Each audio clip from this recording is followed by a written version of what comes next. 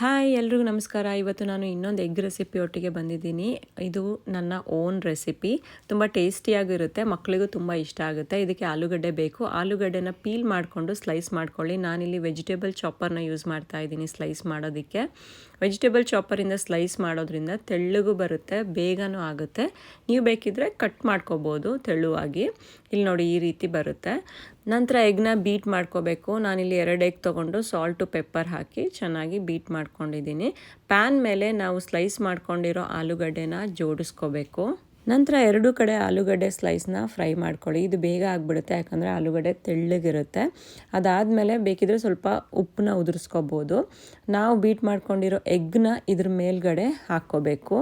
ನಂತರ ಪಾಲಕ್ನ ಚಿಕ್ಕದಾಗಿ ಕಟ್ ಮಾಡಿಕೊಂಡು ಮೇಲ್ಗಡೆ ಹಾಕಿ, ಇದು ಆಪ್ಷನಲ್ಲು. ಮೋರ್ ಹೆಲ್ದಿ ಬೇಕು ಅಂದರೆ ನೀವು ಈ ರೀತಿ ಹಾಕ್ಕೋಬೋದು.